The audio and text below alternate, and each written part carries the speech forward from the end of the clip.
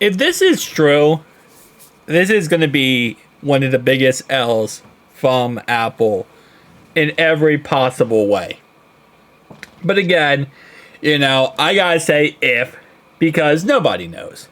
And even these insiders that claim, oh no, I promise, we know all the inside, been behind the scenes. They don't. None of them know. Because at the end of the day, I don't even think Apple knows. So right now, the foldable, flippable Apple iPhone is in development. It's not fully done yet, but it's currently in development.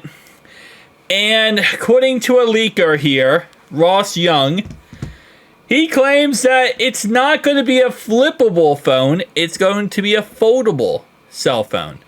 Over 25 years experience in the display industry, CEO of display supply chain, sharing the future of this display industry and its products, right? Nice. But he's claiming that it's going to be a foldable iPhone, not a flippable one. Now, the reason why, if this is true, why it would be completely stupid for Apple, is a flippable iPhone, which right now flip phones usually retail for around $999 to $1,200. That's the average range. There are ones that are cheaper. Motorola comes out with great products that are cheaper. They have one, I believe, that is $699.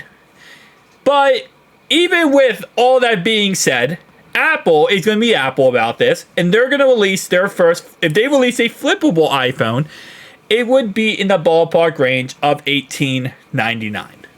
That would probably be exactly where they would release a flippable iPhone. Be the same price as the foldable phones in the market. Which, again, I think is very realistic for Apple. The regular iPhones are like $1,200 up to $1,500 depending on storage options and, Pro Max, whatever.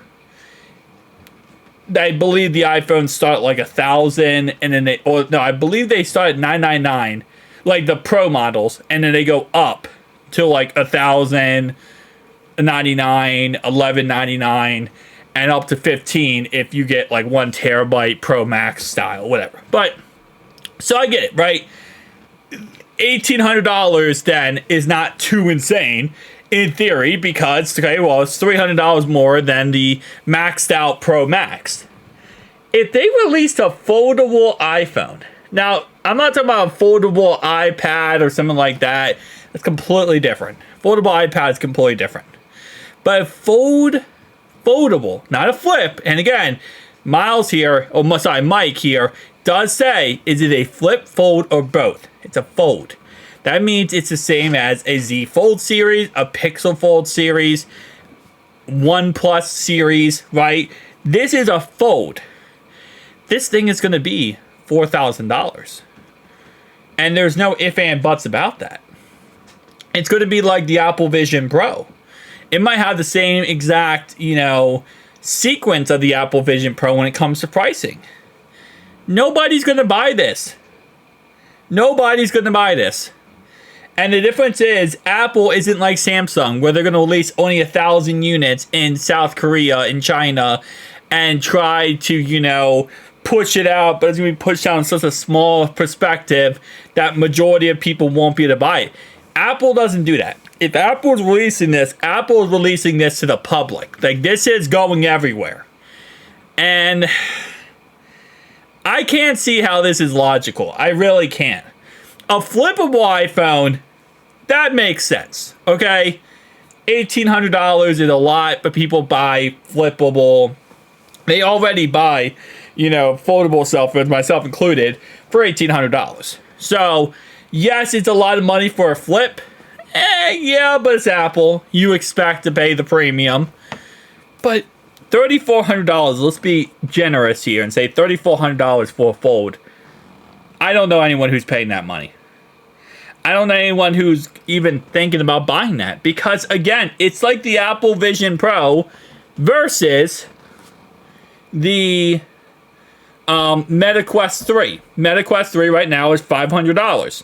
They only have one edition now. They discontinued the lower edition. It's just $500. $500, okay. versus $3,400 for the Apple Vision Pro. And that's not even adding in all the storage options and stuff like that. Like, it just doesn't make sense. And when Apple released the Apple Vision Pro, guess what? People wanted the Meta Quest 3. Because they said, hey, I don't want to spend $1 billion on a device. If Apple wants to get in this industry and they go with a fold instead of a flip, I fully believe that they're stupid. I think this is the stupidest move you can make. And trust us when we say this, we have seen some stupid moves you can make, and Microsoft is top of that board. But that's up there with Microsoft.